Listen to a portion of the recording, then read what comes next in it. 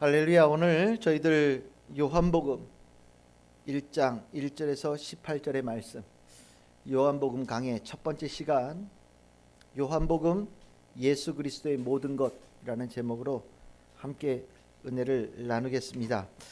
오늘서부터 저는 여러분들과 함께 요한복음의 말씀을 나누기로 결정을 했습니다. 요한복음 굉장히 독특한 책입니다. 실은 우린 복음서를 4개의 복음서를 가지고 있습니다. 마태, 마가, 누가, 요한 4개의 복음서를 신약 성경의 앞에다가 자리를 잡아놨지요. 실은 그 부류 중에 마태, 마가, 누가복음은 하나의 형제와 같은 복음서입니다. 그래서 이거를 흔히 얘기할 때 공관 복음서다 이렇게 표현하지요. 하나의 관점을 가지고 예수 그리스도를 썼다는 겁니다. 그렇게 얘기를 하니까 문제가 되는 복음서가 뭐냐? 요한복음서는 같은 관점이 아닌 책이 되는 거예요. 우리가 같은 관점을 가지고 가면 흔히 얘기할 때 정통 뭐 이런 느낌을 갖지요. 근데 다른 관점 그러면 뭔가 조금 이상하다라는 느낌을 갖잖아요. 이게 우리만 느끼냐? 아니요. 초대교회에 있었던 사람들도 이 요한복음서에 대해서는 그런 의심을 가졌어요. 그래서 초대교회 때는 요한복음 성경에서 뺄까? 라고 생각했던 적도 있는 책입니다. 그런데 참 은혜 가운데 요한복음이 신약 성경 안에 포함이 되어졌고, 중세를 넘어오면서 요한복음은 예수 그리스도에 대한 복음을 가장 분명하게 가르쳐준 책, 아주 폭발적인 인기를 끌었습니다. 나머지 복음서를 완전히 능가하는 복음서로 요한복음이 각광을 받았었던 적이 있습니다. 그러다가 또 한 번 세상이 뒤집어져서 역사라고 하는 것에 중점을 두는, 가치를 두는 시대가 도래한 근대에 들어서서 역사의 가치는 뭐에 있느냐? 가장 오래된 게 가치가 있다. 가장 가치 있는 게 뭐냐? 가장 오래되고 오리지널한 게 가치가 있다. 그러면 복음서 4권 중에 제일 오래된 복음서가 어떤 복음서냐? 사람들이 이제까지는 이렇게 눈여겨보지 않던 마가복음서가 제일 오래된 복음서거든요. 그러니까 마가복음서가 완전히 폭발적으로 인기를 끌었어요. 그러면 요한복음은요, 제일 나중에 쓰여진 거거든요. 제일 나중에 쓰여진 복음서다 보니까 요한복음의 인기가 확 줄어들었어요. 마가복음이 확 띄어졌어 올라가고 요한복음은 별로 인기가 없는 복음서가 됐습니다. 그러다가 또 세월이 바뀌어서 성령의 역사를 강조하는 시대가 이 땅에 덮이기 시작하면서 요한복음은 다시 한번 폭발적인 인기를 끌기 시작하고, 오늘날 들어서서는 아마 성도님들한테 물어보면 어떤 성경책을 제일 좋아하십니까? 라고 물어볼 때 많은 분들이 요한복음서입니다 라고 하는 분이 있을 정도의 그런 요한복음서는 완전히 다른 가치를 가진 책으로 변모되어졌고 가치를 인정받게 되었습니다. 요한복음서는 우리가 흔히 얘기할 때 영의 복음서다, 성령의 복음서다라고 얘기를 합니다. 이러한 이야기를 하는 이유는 보는 차원이 달라서예요. 여러분들 공간복음서는 어떻게 진행되어져 갑니까? 예수가 갑자기 등장을 하세요. 예수가 갑자기 이 땅에 갑자기 등장을 하셔서 예수가 공생애를 시작하면서 누군가를 만나기 시작하십니다.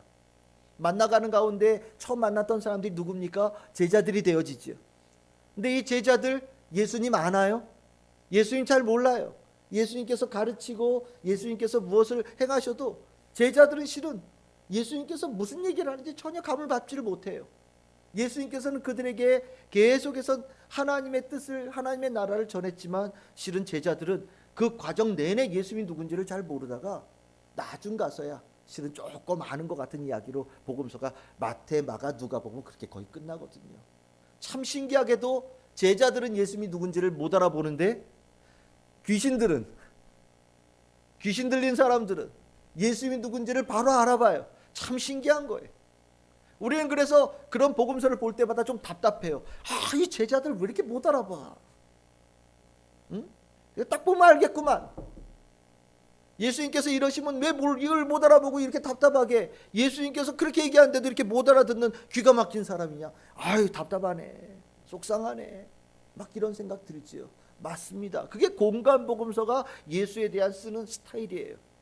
아무것도 모르는 백제 상태에 상황 속에서 예수를 만나서 예수를 알아가고 결국에 맨 마지막에 가서야 예수를 확실하게 되어지는 거죠. 그게 뭘로 가냐? 예수의 부활의 경험입니다. 그래서 공간복음서는 예수를 알아가는 거예요. 아무것도 모르는 백지 상태에서 예수를 알아가는 그런 맛이 있어요. 마치 우리가 처음 초신자가 되어서 예수가 누군지 모를 때 그 예수를 알아가는 그런 나와 비슷한 사람들이 성경에 등장하는 그런 맛이 있죠. 그런데 우리 좀 성격이 급합니다. 예수님이 이게 마태복음처럼 마가복음처럼 누가복음처럼 아무것도 모르는 상태에서 예수를 알아가다 보면 우리는 정답을 바로 보고 싶은 생각이 들잖아요. 야, 이거 드라마도 실은 성질 급한 사람은 이미 다 방영되어진 것 끝에 분을 봅니다. 살았어 죽었어? 주인공이 산 거야 죽은 거야? 누구랑 누가 결혼하는 거야? 이거 보고 싶어 하죠. 실은 그거 답답해가지고 못 견디는 사람들, 저 같은 사람이 있어요. 전 답답해서 드라마를 못 보겠어요. 도대체 누구야? 그럴 때 등장하는 복음서가 요한복음서예요. 요한복음서는 차원이 달라요. 요한복음서는 예수가 누군지를 완전하게 아는 사람이, 예수가 누구이신지 완전히 파악되어진 사람이. 그게 누구냐? 요한복음에 쓴 사람이 누구라 그럽니까? 그냥 보통 세례 요한이라고 합시다. 아니 예수님의 제자 요한이라고 합시다. 누군지는 모른다고 얘기하는 사람도 있지만 그냥 예수님의 제자 요한. 그 요한은 아주 평생을 지내면서 예수님이 누군지를 알았던 사람이라는 거죠. 이 요한복음서는 언제 적혔느냐? 주후 90년쯤에 적혀졌다고 얘기를 합니다. 굉장히 뒤에 후대의 시기입니다. 마가복음, 마태복음, 누가복음이 70년에서 왔다 갔다 하는 시기에 적혀졌다고 얘기하는데 그거보다 한 20년 정도 뒤에 만들어진 책이 요한복음이라고 얘기를 해요. 요한이 죽기 직전에 마지막 역작으로 만든 책이 요한복음서입니다. 예수에 대한 완전한 지식을 가지고 예수에 대한 모든 것을 낱낱이 밝히기를 원하며 이 예수를 통하여서 하나님께서 원하셨던 계획이 풍성하게 일어나고 있다는 것을 모든 사람들에게 알리기 위해서 쓴 책이 바로 요한복음서예요. 마치 공간복음서 마태복음, 마가복음, 누가복음이 우리의 눈높이에서 예수를 바라보고 점점 우리가 성장하면서 예수를 알아가는 것 같은 그런 시각을 갖는다고 한다면 요한복음은 완전히 모든 것을 다 꿰뚫어서 저 위에서 예수님의 사역과 그 예수님께서 계획하고 있는 뜻이 무엇인지를 이렇게 조명하는, 완전히 모든 것을 깨달은 득도한 사람의 눈으로 본 예수의 이야기가 요한복음서죠. 그래서 차원이 달라요. 뭔가 긴가민가한 게 없어요. 요한복음은 분명합니다. 예수는 이렇다. 예수는 이렇다. 예수님께서도 본인도 나는 이러하다라는 이야기를 수도 없이 끄집어내세요. 그래서 많은 사람들이 예수에 대해서 제대로 알려고 한다면 무슨 책을 봐야 된다? 요한복음을 봐야 된다라고 얘기를 합니다. 그래서 제가 맨날 이 강해 설교 시작할 때마다 앞에 이 책을 어떤 눈으로 보면 좋겠냐 제목에다 이렇게 만들죠, 그렇죠? 고민하다가 이 제목을 붙인 거예요. 요한복음은 어떤 책이라고요? 예수 그리스도에 대한 모든 것. 내가 이 비밀을 내가 너희들에게 낱낱이 알려주마. 저는 이 요한복음을 여러분들과 나누면서 다른 거 목적하지 않아요. 예수님이 누군지를 여러분들이 알았으면 좋겠어요. 예수님이 누구신지를 분명히 여러분들이 알아서 그 예수의 능력으로 여러분들의 삶에 큰 변화가 일어나기를 원합니다. 요한복음을 쓴 요한이 이 책을 쓴 목적을 적어놨어요. 요한복음 20장 30절에서 31절이 요한복음을 쓴 목적을 기록해 놓은 겁니다. 예수께서 제자들 앞에 이 책에 기록되지 않은 많은 표적도 행하셨다라고 얘기를 하면서 오직 이것을 기록함은 너희로 예수께서 하나님의 아들 그리스도이심을 믿게 하려 하기 위해서 적었다. 첫 번째 목적이 뭐라고요? 예수가 그리스도이시고 하나님의 아들이다. 예수가 그리스도고 하나님의 아들이다. 이것을 내가 너희들에게 알게 하고 그것을 믿게 하기 위해서 이것을 적었다라고 얘기하는 거예요. 그러면 이것을 알고 믿는 것은 무슨 효과를 나타내냐? 이것이 어떤 능력을 나타내느냐? 그 다음에 뭐라고 그럽니까? 또 너희로 믿고 그 이름을 힘입어 뭐를 얻게 하려고 한다고요? 생명을 얻게 하려고 한다. 예수를 믿어서 이 글을 읽는 모든 사람들이 생명을 얻게 하려고 내가 이 책을 썼다라는 거예요. 그러면 이렇게 얘기합시다. 지금 요한복음을 읽는 사람들은 죽은 사람들이에요? 산 사람들이에요? 죽은 사람들이죠. 그 영이 죽은 사람들이에요. 알아야 될 것을 알지 못해서 죽은 사람들이라는 거예요. 요한은 자기가 인생을 살면서 살았다라고 주장하지만 죽어있는 많은 사람들을 본 거예요. 그리고 그들을 향하여서 너희들이 죽어있다라고 선언하고 난 너희들이 살아나기를 소망한다라고 얘기를 합니다. 그리고 너희들이 그 죽은 상태에서 살아나기 위해서는 뭐가 필요하다고요? 예수가 그리스도이심과 하나님의 아들이라는 것을 너희들이 알고 믿어야만 살아날 수 있다. 그것을 전하고 그런 일을 이루기 위해서 쓴 책이 요한복음이라는 거예요. 우리가 주님과 통하고 변화되어지는 과정 속에 이 변화는 죽음으로부터 생명의 변화거든요. 죄인으로부터 자유케 되어지는 변화거든요. 그 변화는 예수를 통하여서 일어나요. 예수를 제대로 알게 되어질 때 역사가 일어난다는 거예요. 우리 성도들에게 그 축복이 있기를 소망합니다. 여러분들이 그 주인공이 되어야 돼요. 변화의 주인공이 되어져야 하나님께서 주시고자 하는 풍성한 은혜들이 여러분들 것이 되어져요. 제가 말씀드렸잖아요. 변화되어지지 않으면 선물 없어요. 변화되어지지 않으면 하나님께서 약속하신 것들은 여러분들의 삶에 들어오지 않아요. 변화되어져야 돼요. 근데 그 변화되어짐에 중요한 길이 어디 있다고요? 요한복음 뭐라고 그랬다고요? 예수를 믿는 것에서 온다라는 거예요. 그 요한은 그러면 너는 예수를 아냐? 누군가 물어볼 거예요. 요한아, 너는 예수가 누군지를 아냐? 요한은 자신 있게 나는 예수 안다라고 얘기를 합니다. 그 내가 알고 있는 예수를 요한은 어디다 적었느냐? 요한복음 제일 앞에다 붙여놨어요. 그게 오늘 읽었던 요한복음 1장 1절에서 18절이에요. 실은 요한복음 전체에서 제일 어려워요, 이 본문이. 요한복음 전체에 나와 있는 주제가 여기 다 나와 있어요. 요한은요, 너희들이 내 얘기를 쭉 가다 보면 예수가 이런 분이라는 걸 알 거야 이렇게 쓰지 않았어요. 나는 너희들이 이제 앞으로 내가 쓴 책을 읽어갈 텐데 내가 쓰고가는 이 책에서 너희들은 내가 얘기한 이 예수를 너희들은 발견해야 된다라고 얘기하는 거예요. 내가 앞에다가 정답을 붙여놨어. 정답을 앞에다 딱 놓는 거예요. 그리고 놓고서 뭐라고 그래요? 이거 이제 다음부터 찾아봐. 1장 19절서부터 어디까지요? 길게는 21장까지.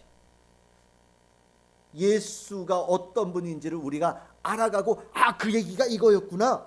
이 내용이 이 얘기구나. 이걸 이제 알아가는 재미로 요한복음을 읽으라는 거예요. 그래서 1장 1절에서 18절이 굉장히 어렵고 중요해요.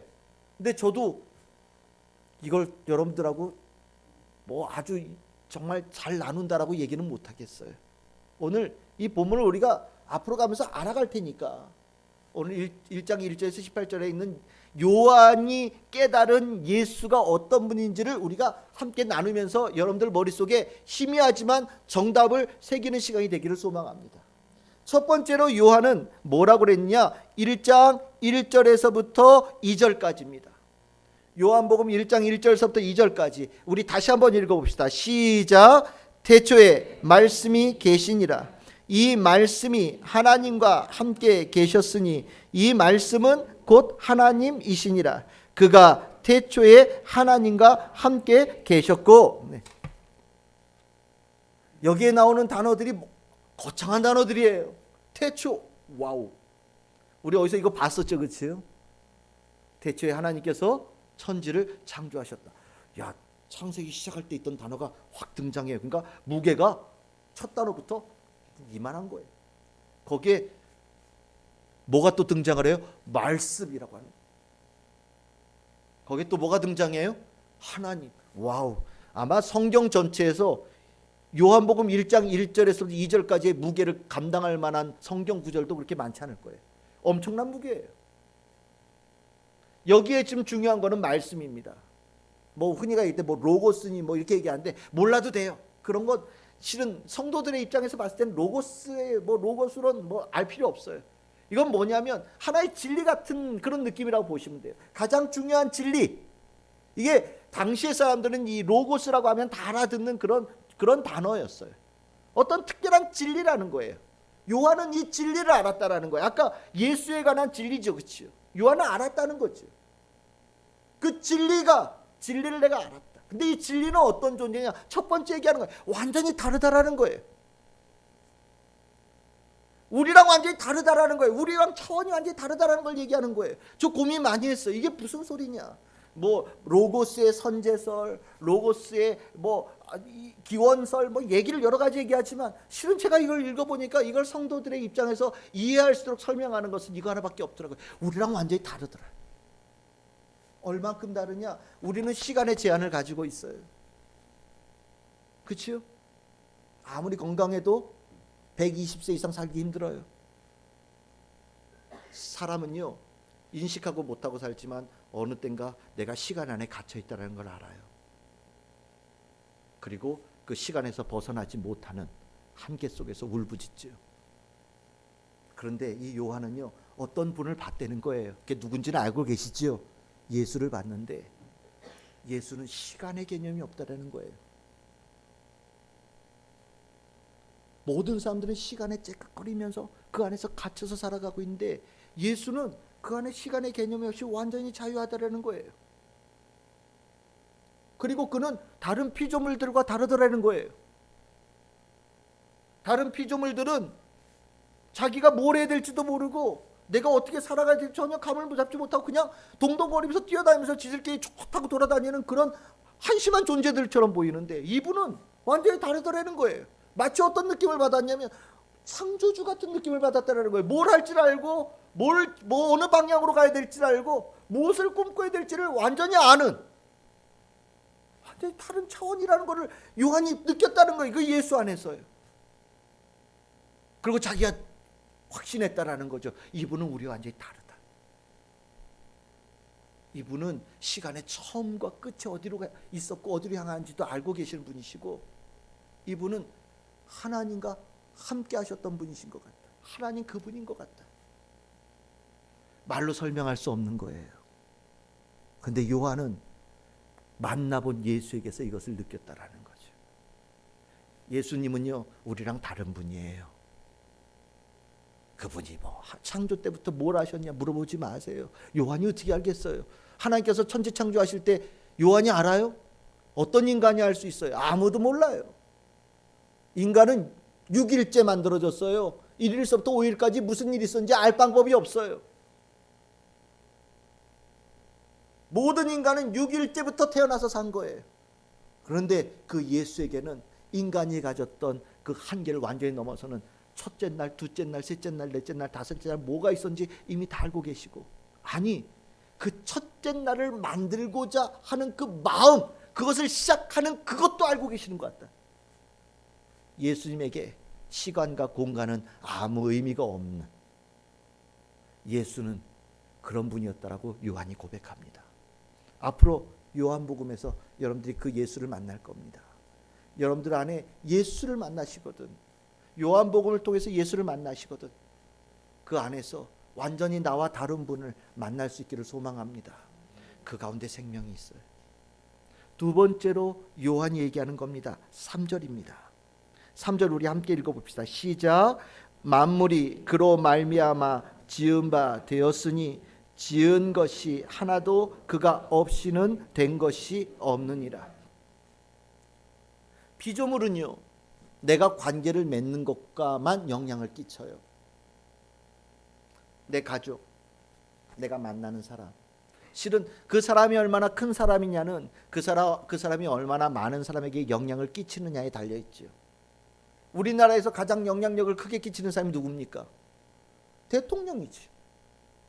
왜요? 대통령이 영향 안 받는 사람 없잖아요. 이제 그걸 권력이라고 얘기를 합니다. 근데 예수님을 봤더니요. 예수님은요. 사람의 차원이 아닌 거예요. 예수님은요. 모든 것에 영향을 끼치는 분이에요. 봤더니 우리는 그냥 사람, 내가 만나는 관계, 어떤 내가 소유한 것, 내가 눈에 보이는 것, 내가 들은 것, 뭐 이 정도에서만 관계를 맺고 살아가는 존재인데 예수는요. 모든 것에 영향을 끼치는 분이라는 거예요. 관심이 없는 게 없어요. 모든 것이 다 그의 관심 영역 안에 들어있고 영향을 받는 거예요. 이 예수가 이렇게 갈 때 이렇게 한 그것이 모든 만물에게 영향을 끼치고요. 예수가 이렇게 할 때 이렇게 한 것이 모든 존재에게 영향을 끼치는, 예수에게 영향을 받지 않은 존재가 아무도 없다라는 거죠. 요한이 보고 깜짝 놀란 거예요. 단순하게 예수가 십자가에 달아서 죽은 줄 알았어요. 그냥 좀 억울하긴 하지만 의인으로서 십자가에 죽은 줄 알았는데 아니더라는 거예요. 십자가에 죽은 이 사건이 모든 만물에게 영향을 끼치더라는 거죠. 와우. 심지어는 저기 있는 돌멩이도, 저기 태어난 저기 풀 하나도 다 예수의 영향을 받는 그런 피조물이라는 것을 요한이 봤다라는 거예요. 예수의 손이 닿을 때에 생명이 다시 살아나고요. 예수가 말을 할 때 바다가 잠잠해지고요. 예수가 누군가의 눈빛을 맞췄을 때 그 인생이 변화되어서 그를 통해서 그가 알고 있는 사람들의 삶이 완전히 다 변화되어지는, 예수와 함께 다니는 요한은요, 내내 깜짝깜짝 놀랐다는 거예요. 도대체 예수가 관심이 없는 영역이 뭐가 있을까? 알고 봤더니 그런 것은 아예 존재하지 않는다.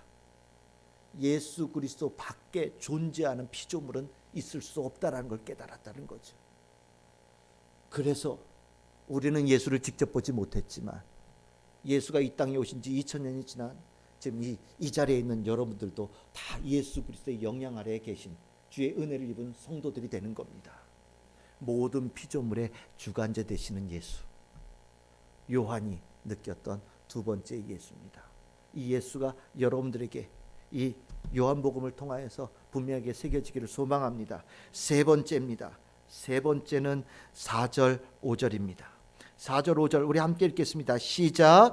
그 안에 생명이 있었으니 그 생명은 사람들의 빛이라. 빛이 어둠에 비치되 어둠이 깨닫지 못하더라. 예수가 뭐라고요? 생명이라는 거예요. 생명이 뭡니까? 살아있는 것이에요. 아까 얘기했잖아요. 아까 요한복음을 읽는 사람들은 살아있는 사람들이에요, 죽은 사람들이에요? 죽은 사람들이에요. 살았다라고 주장하지만 실은 보니까 죽은 사람들이에요. 근데 요한은요, 그렇게 다 살아있다고 주장하지만 죽어있는 모든 사람들과 완전히 다른, 정말 살아있는 분이라는 거예요. 아, 이게 사는 거구나. 이게 사는 거를 얘기하는 거구나.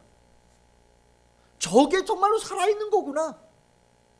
예수를 보면 산다는 게 무엇인지 확 느낌이 오더라는 거예요. 조그마한 신락 같은 생명으로 겨우겨우 서로 연명해가는 그런 차원이 아니라 완전히 생명이 충만하여서, 아, 이것이 하나님께서 창조하게 하셨던 그 피조물의 아름다운 모습의 충만함이 바로 이거구나 느낄 정도로 이 안에 생명이 충만하다라는 거예요. 깜짝 놀랐다는 거예요. 본인만 생명이 충만한 게 아니라 그를 통해서 생명이 전해지는데, 숨도 못 쉬는 사람이 예수를 만나면 숨을 쉬고요. 제대로 걷지 못하던 사람이 예수를 만나면 다시 걷고요. 사악한 영에 의해서 사로잡혀서 자기 생각을 갖지 못하고 살았지만 정말 죽은 자처럼 미친 자처럼 살아가던 자들이 예수를 만나면 제정신을 찾고 아름답게 살아가는 사람으로 변화되어지는, 그와 만나는 모든 것에서 정말 놀라운 생명의 기운이 넘쳐난다라는 것을 요한이 봤다라는 거예요. 예수를 만날 때마다 이 안에 소망과 기쁨이 넘쳐나고요. 우리가 인간으로 살아가면서 갖는 이 절망감, 때로는 좌절감, 실패감들이 완전히 사라지는, 완전히 변화되어지는 기적의 현장을 요한이 목격했다라는 겁니다. 저는 여러분들이 이 예수를 만나야 된다고 저는 믿어요. 예수님은요, 완전히 다른 분이라는 거예요. 죽을까 봐 걱정하는 분이 아니에요. 뭐라는 분이야? 살리려고 작정하시는 뜻만 있는 분이라는 거예요. 실패할까 봐 걱정하지 않아요. 이분은 어떻게 하면 누군가를 새롭게 세워갈까에 대해서만 관심을 갖는 분이라는 거예요. 완전히 차원이 다른 분이었다라는 거죠. 그런데 이분이 생명의 힘을 가지고 어디에 오셨느냐? 어두움의 세계 속에 왔다라는 거예요. 이게 바로 우리의 세계죠. 살았다고 주장하지만 죽은 자의 삶의 세계예요. 그래서 예수님께서는 그 생명을 가진 모습으로 이 세상의 모습과 정반대되어지는 모습으로 자기를 분명히 드러내셨다라는 겁니다. 뭘로 드러내셨다고요? 빛으로 오셨다라고 얘기를 합니다. 왜 빛으로 오셨냐? 이 땅이 어두워서 그렇지. 만약에 이 땅이 어둡지 않다면 빛으로 오실 이유가 없어요. 이 땅이 어두움에 가장 반대되어지는 모습으로 오셔서 그 빛으로 오신 예수께서 그 안에 있는 생명을 많은 이들과 나누기를 원하셨다라는 겁니다. 그런데 이 세상은 어땠다고요? 그 예수를 어떻게 했다고 얘기합니까? 이 빛이 어둠에 빛이 돼 어둠이 깨닫지 못하더라. 빛이 왔는데, 생명이 왔는데 사람들이 그거를 깨닫지 못하더라는 거예요. 어둠 속에 있는 사람들이. 예수가 왔다 가셨는데, 이미 왔다 가셨죠. 왔다 가셨는데 왔다 가는지도 모르더라는 거예요. 이거 진짜 답답한 일이죠. 진짜 복창 터질 일입니다. 요한은요, 이 정말 인류 역사상 가장 위대한 이벤트가 있었는데, 역사적인 전환점을 일으키는 이 어둠의 세상 속에 빛이 왔었는데 세상에 이 중요한 거를 보지 못한 사람들이 너무너무 많더라는 거예요. 왜 그럴까요? 왜 못 봤을까요? 눈 감아서 그래요. 간단합니다. 빛이 왔는데 사람들이 눈 감고 살거든요. 눈을 못 떠요. 다 눈을 감고 살아요. 근데 눈을 감고 사는데 자기는 눈 떴다고 생각해요. 이게 문제지요.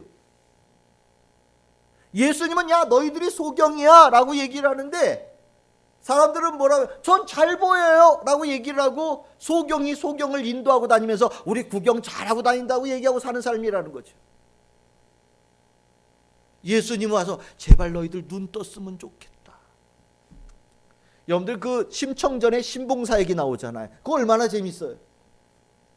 신봉사는 원래 태어날 때부터 눈이 감겼던 사람이래잖아요. 그런데 어떻게 보게 됐어요? 눈이 번쩍 떴다는 거예요. 진작 뜨지. 아니 그렇게 간단할 것 같으면 진작 뜨면 되잖아요. 그 얘기 참 재밌는 얘기예요. 새로운 눈을 갖다 이식받은 게 아니란 말이에요. 눈 뜨면 되는 거를 눈 감고 살아서 이제까지 봉사로 산 거예요. 눈만 뜨면 되는데 그 눈 뜨는 걸 못해서 지금 요한도 똑같은 얘기를 하는 거예요. 빛이 왔는데 사람들이 눈을 안 뜨더라는 거예요. 야 얘들아 눈 떠 그래도 아니야 이게 잘 보여. 실은 우리가 눈을 뜨기 위해서 우리가 신년 말씀 사경에 이런 얘기했죠. 다 주님께 내어 맡겨야 된다. 다 내어 맡기면 돼요. 예수님께서 뭐 어디 눈 뜬 사람 만나셨습니까? 다 눈 감은 애들 만났거든요. 그 눈 감은 사람 중에 누구도 있었냐? 베드로도 있었지요. 예수님께서 뭐라고 그래요? 다 내던지고 나를 쫓아라 말씀하셨어요. 그랬더니 뭐예요? 듣고서 쫓아간 거예요. 근데 쫓아갈 때 어떻게 돼요? 다 내던지고 쫓아갔지요. 그랬더니 어떻게 됐냐? 나중에 베드로 눈 떴잖아요. 여러분들 예수님께서 소경 고치실 때 눈 떴다라는 단어가 얼마나 많이 나온지 몰라요. 실은 요한은 이게 답답한 거예요. 왜 눈 뜨고 사는지 모르겠다. 왜 눈 뜨고 살아야 되는 걸 모르는지 모르겠다. 답답하다는 거예요. 빛이 왔었다. 내 세상이 깨닫지 못하였다. 그래서 그 다음 얘기가 또 재밌지요. 그 다음 얘기가 뭡니까? 6절에서 8절입니다. 우리 6절에서 8절 다시 한번 읽어보세요. 시작. 하나님께로부터 보내심을 받은 사람이 있으니 그의 이름은 요한이라. 그가 증언하러 왔으니 곧 빛에 대하여 증언하고 모든 사람이 자기로 말미암아 믿게 하려 함이라. 그는 이 빛이 아니요 이 빛에 대하여 증언하고 온 자라. 빛이 오기 전에 하나님께서 우리 어둠 속에 사는 인간들을 위해서 특별한 사람 하나를 보냈다는 거예요. 그게 누구라고요? 세례 요한이죠. 이 요한복음을 쓴 요한이 아니라 세례 요한입니다. 그럼 세례 요한은 뭘 하러 온 사람이냐? 지금 조금 전에 얘기한 걸로 연결하면 뭐라는 거예요? 눈 떠야 된다라고 가르치는 사람이라는 거예요. 너희들 지금 눈 감고 있어. 눈 떠야 돼라고 가르치는 사람이라는 거예요. 그걸 뭐라고 외치고 다녔어요? 회개하라고요. 회개하거라. 하나님의 나라가 가까이 왔으니 하나님 나라가 가까이 온 걸 너희들이 눈 뜨고 보거라.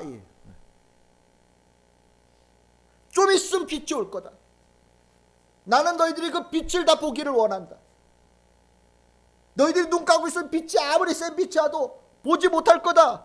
얘들아 눈 뜨거라. 하나님께서 나에게 그러려고 보내셨다. 나는 빛이 아니다. 나는 빛에 대해 증언하러 온 자다. 눈 뜨거라. 그랬더니 좀 있다 보니까 어떤 일이 났냐? 9절이죠. 9절, 10절, 11절 우리 함께 읽겠습니다. 시작. 참빛 곧 세상에 와서 각 사람에게 비추는 빛이 있었나니 그가 세상에 계셨으며 세상은 그로 말미암아 지은 바 되었으되 세상이 그를 알지 못하였고 자기 땅에 오매 자기 백성이 영접하지 아니하였으나 정말 이 세례 요한이 얘기한 대로 예수가 왔다는 거예요. 빛이 왔다는 겁니다. 그런데 사람들이요 그들 가운데 빛이 잠깐 지나간 것도 아니에요. 빛의 속도로 지나간 게 아니라는 거예요. 정말 뭐가 지나갔어? 이게 아니라 그 빛이 와서 우리 가운데 한참 같이 살았어요. 모든 사람들이 보고 느끼고 분명히 빛을 충만하게 깨달을 수 있도록 한참 살았음에도 불구하고 좀처럼 눈을 안 뜨더라는 거예요. 만물의 주인인 그분이 와서 계셨음에도 불구하고 피조물의 창조주를 영접하지 아니하고 주께서 주시는 은혜를 받지 않더라는 거예요. 참 답답한 일이 있었다라는 거죠. 그런데 다 그랬느냐? 아니라는 겁니다. 여러분들 12절 13절 우리 함께 읽겠습니다. 시작. 영접하는 자 곧 그 이름을 믿는 자들에게는 하나님의 자녀가 되는 권세를 주셨으니 이는 혈통으로나 육정으로나 하나님의 뜻으로 나지 아니하고 오직 하나님께로부터 난 자들이니라. 모든 사람들이 그러면 다 그 빛을 못 봤냐? 아니요. 세례 요한이 그 얘기를 할 때 그 얘기를 듣고 마음에 담았던 사람들은 눈을 떴다라는 거예요. 개슴치레라도 떴다는 거죠. 개슴치레도 눈을 이렇게 살짝 떴더니 어떤 일이 났냐? 그 빛을 봤다는 거예요. 그리고 그 빛을 영접했다. 그 빛으로 나아갔다라는 겁니다. 어떤 사람들은요. 이 어떤 사람들 중에 누구도 있는 거예요? 이 요한복음을 쓴 요한도 있는 거죠. 나 그때 개슴치레하게 눈 뜨고 나 그 빛이 온 걸 봤다. 그래서 나는 그 빛을 향해서 나아갔다라는 거예요. 그랬더니 어떤 역사가 일어났냐? 하나님께서 그 예수가 우리에게 와서 하나님께서 주시는 은혜를 주셨는데 하나님의 자녀가 되어지는 권세를 우리에게 베풀어 주셨다라고 얘기를 해요. 무슨 소리입니까? 개슴치레 눈 뜨고 예수께 나아간 사람은요 한 사람도 빠짐없이 100% 변화시키는 역사가 다 경험했다라는 거예요. 복불복이 아니라 선착순이 아니라 개슴치레 눈만 뜨고 주님께 나아간 자들, 그 빛을 향하여 나아간 자들은 다 하나님의 자녀가 되어지는 놀라운 변화의 역사를 그 빛이 주셨다라는 거죠. 그 증인 중에 하나가 나라는 거예요. 요한이라는 거예요. 나 그 가운데 완전히 변화되어진 사람이다.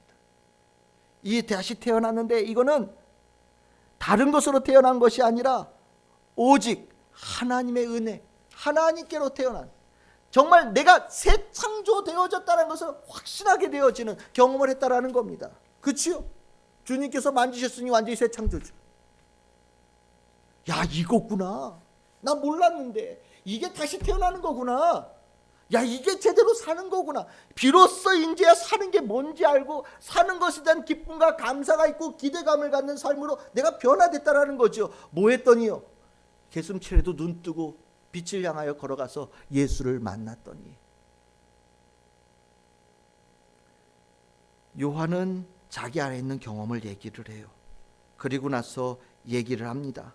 14절 15절입니다. 함께 읽겠습니다. 시작. 말씀이 육신이 되어 우리 가운데 거하심에 우리가 그의 영광을 보니 아버지의 독생자의 영광이요 은혜와 진리가 충만하더라. 요한이 그에 대하여 증언하여 외쳐 이르되 내가 전에 말하기를 내 뒤에 오시는 이가 나보다 앞선 것은 나보다 먼저 계심이라 한 것이 이 사람을 가리킴이라 하니라.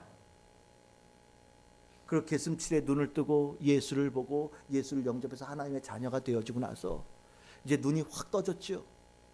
계슴칠에한 눈에서 눈이 완전히 번쩍 띄어져서 예수가 누군지를 봤더니 예수가 완전히 누군지를 깨달았다라는 거예요. 누구요? 그 안에 뭐가 보인다고요? 하나님의 영광이 있더라는 거예요. 똑같은 사람이 아니라는 거죠. 그 안에 뭐가 계시다고요? 하나님의 영광이 있다. 조금 다른 말로 표현하면 이렇게 표현합시다. 하나님이더라. 그 안에 하나님이셨더라. 예수는 하나님이셨더라. 예수 안에 하나님이 충만하더라. 이야, 내가 이게 눈을 제대로 뜨지 않았을 때는 몰랐는데 눈을 뜨고 나또 봤더니 그 안에 하나님의 영광이 충만한데, 하나님이 충만한데, 와우, 새로운 세계가 그의 안에 펼쳐 보이는 걸 내가 경험했다라는 거예요. 완전히 감격했다라는 겁니다. 하나님을 직접 볼 수 있는 사람이 누가 있겠어요? 하나님을 직접 볼 수 있는 사람이 이 세상에 누가 있어요? 그런데 말로만 듣고 느낌상으로만 알던 그 예수를, 하나님을 예수를 통해서 완전히 경험했다는 거예요. 완전히 감동했다라는 거죠. 그리고 나서 확신했다라는 거예요. 요한이 그때 와서 도장까지 찍어주더라는 거예요. 이분이 바로 내가 얘기했던 그분이다.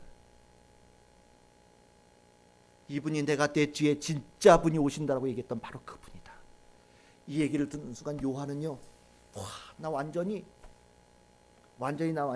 정말 최고의 경험을 했구나. 내 인생이 완전히 뒤집어지는 경험을 했구나 라는 확신을 가졌다는 거예요. 하나님을 봤다라는 거죠.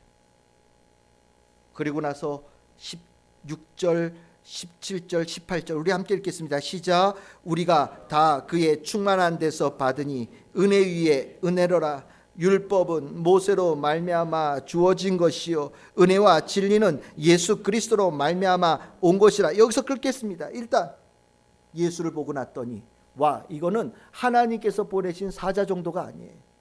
모세는 하나님의 사람이었죠. 우리 신명기에서 뭐라고 그랬어요? 모세에 대한 평가가 뭐라고 그랬어요? 이후에 다시는 이와 같은 하나님의 사람이 없었다, 선지자가 없었다 얘기했잖아요. 맞아요. 사람들 중에서는 하나님과 대면하여서 그렇게 오래 만났던 사람이 모세밖에 누가 있겠습니까?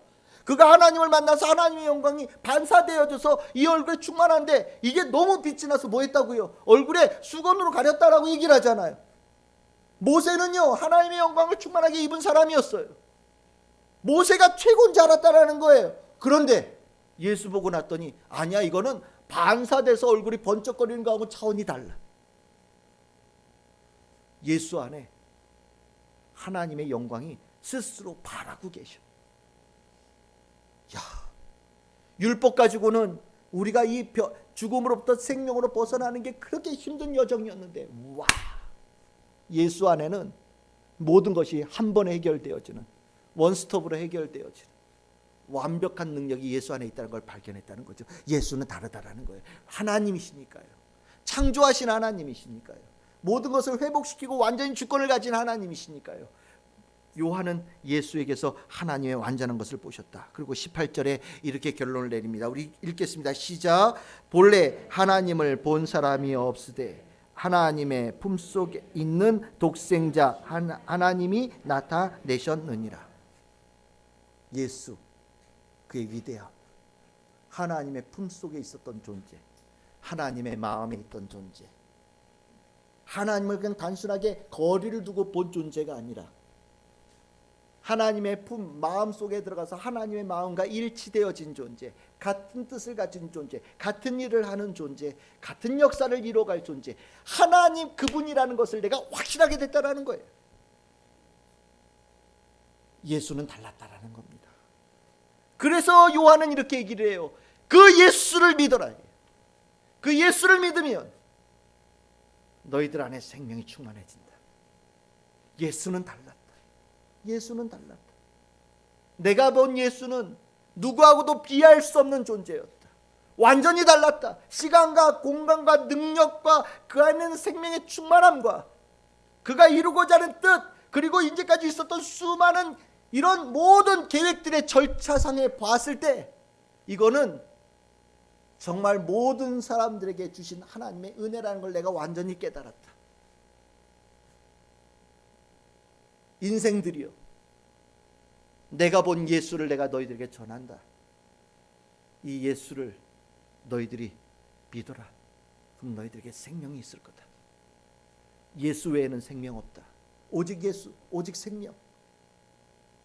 이 위대한 이야기를 전했던 사람이 요한입니다.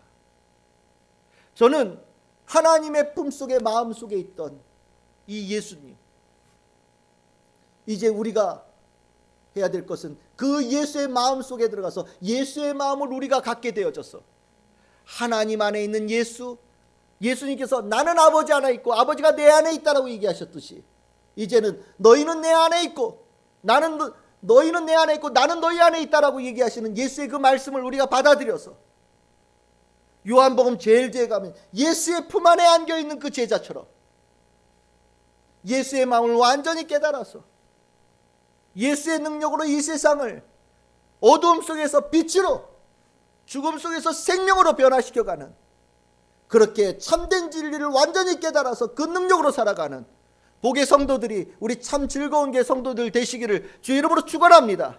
앞으로 요한복음을 읽어가면서 더 깊이 읽어가시고 그 예수 그리스도를 체험하시길 바랍니다. 예수는 여러분들과 함께 하십니다. 예수는 여러분들에게 생명을 주시고 그 예수가 여러분들과 함께 일하여 가십니다. 여러분들의 삶 속에 놀라운 변화가 이 요한복음 나눈 2018년 이 귀한 한 해 속에 귀한 열매를 맺어 가시기를 주의 이름으로 축원합니다. 기도하겠습니다.